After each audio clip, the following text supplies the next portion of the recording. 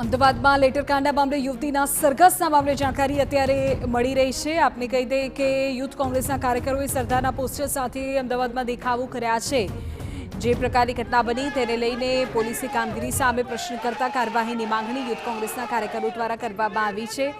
લેટરકાંડ મામલે યુવતીના સરઘસ અંગે વિરોધ ગૃહ રાજ્યમંત્રીના પુતળાનું દહન કરવાનો હતો કાર્યક્રમ।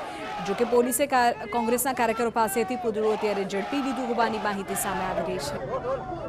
ભારતીય જનતા પાર્ટીના બે નેતાઓના એક ગ્રુપિઝમના કારણે અમરેલીમાં જે પત્રિકા કાંડ થયો હતો એને લઈને જે કાર્યવાહી કરવામાં આવી હતી એને લઈને હાલ આપ જોઈ રહ્યા છો કે કેવી રીતના યુથ કોંગ્રેસના કાર્યકર્તાઓ દ્વારા દેખાવો કરવામાં આવી રહ્યા છે। આપ જોઈ રહ્યા છો કે હર્ષ સંઘવી ગૃહ રાજ્યમંત્રીનો જે પુતળા દહન કરવા માટેના એક પ્રયત્ન કાર્યકર્તાઓ દ્વારા થતો આપણે જોવા મળી રહ્યો છે। મહત્વનું છે કે દીકરીને લઈને આવ્યા હતા અહીંયા કાર્યકર્તાઓ, એક યુવકને દીકરીના કોસ્ચ્યુમમાં લાવવામાં આવ્યો હતો અને એ યુવકની પણ અત્યારે હાલ પોલીસ દ્વારા અટકાયત કરી દેવામાં આવી છે। આ સિવાય કોંગ્રેસના તમામ કાર્યકર્તાઓની પણ અત્યારે હાલ અટકાયત થતી આપણે જોવા મળી રહી છે। મહત્વનું છે કે ભારતીય જનતા પાર્ટીના બે નેતાઓનો અંદરનો મામલો અને સમગ્ર પત્રિકા કાંડ જે વાયરલ થયો હતો એ પત્રિકા કાંડ બાદ પોલીસ દ્વારા જે કાર્યવાહી કરવામાં આવી હતી એ કાર્યવાહીમાં ત્યારબાદ પોલીસ દ્વારા જે કામગીરી કરવામાં આવી હતી એમાં એક યુવતીનું રિકન્સ્ટ્રક્શન કરવામાં આવ્યું હતું અને એમાં લગભગ એને કિલોમીટર સુધી ચલાવવામાં આવી હતી અને આ જ બાબતને લઈને પાટીદાર સમાજના કેટલાક આગેવાનો અને આ સિવાય યુથ કોંગ્રેસના કાર્યકર્તાઓ દ્વારા હાલ વિરોધ કરવામાં આવી રહ્યો છે। ત્યારે હાલ આપ ગુજરાત યુનિવર્સિટી પાસે જોઈ રહ્યા છો કે કેવી રીતના જે કાર્યકર્તાઓ છે વિરોધ કરતા આપણે જોવા મળી રહ્યા છે। કાર્યકર્તાઓ આપણી સાથે છે, એની સાથે વાતચીત કરીશું। જે પ્રમાણે અમરેલીની અંદર દીકરીનું સરઘસ કાઢવામાં આવ્યું એ તદ્દન ભાઈ ખોટી છે। સરઘસ કાઢી છે નિર્દોષ દીકરીને આજે સરઘસ કાઢવામાં આવ્યું છે એ કદી ભાઈ હવે સહન નહીં કરીએ।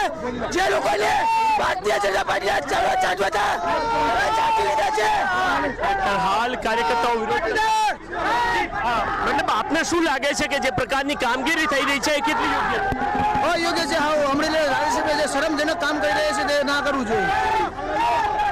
કાર્યકર્તાઓ ત્યારે હાલ વિરોધ કરતા આપને જોવા મળી રહ્યા છે। સૌથી મહત્વની વાત એ છે કે ના માત્ર યુથ કોંગ્રેસના કાર્યકર્તાઓ પરંતુ એ સિવાય કેટલાક નેતાઓ દ્વારા પણ જે પ્રકારની પોલીસ દ્વારા કામગીરી કરવામાં આવી હતી એને લઈને વિરોધ કરવામાં આવ્યો હતો ને એ વિરોધ કરવામાં આવ્યા બાદ આજે સાંજે જ્યારે યુવતીને કોર્ટમાં ફરી એકવાર 4 દિવસ બાદ કોર્ટમાં રજૂ કરનાર છે ત્યારે એને જામીન અરજી પણ કરવામાં આવી છે ને એમાં જો એને ન્યાય નહીં મળે તો કોંગ્રેસના કેટલાક નેતાઓ દ્વારા મુખ્યમંત્રી આવાસ બહાર પણ દેખાવ કરવાનો કોલ આપવામાં આવ્યો છે। ત્યારે અત્યારે હાલ યુથ કોંગ્રેસના કાર્યકર્તાઓ દ્વારા પણ દેખવામાં આવ્યો છે। આપ જોઈ રહ્યા છો કે કેવી રીતના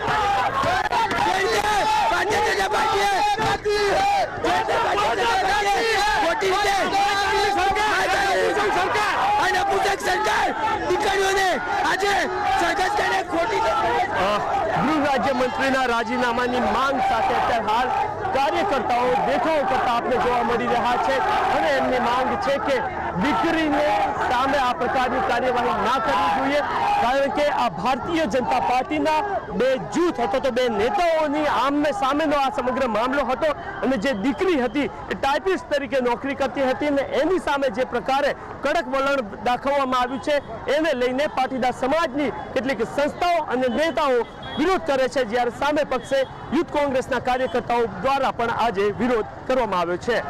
અરવિંદ સોલંકી સાથે નરેન્દ્ર રાઠોડ, TV9 અમદાવાદ। તો પાટીદાર દીકરી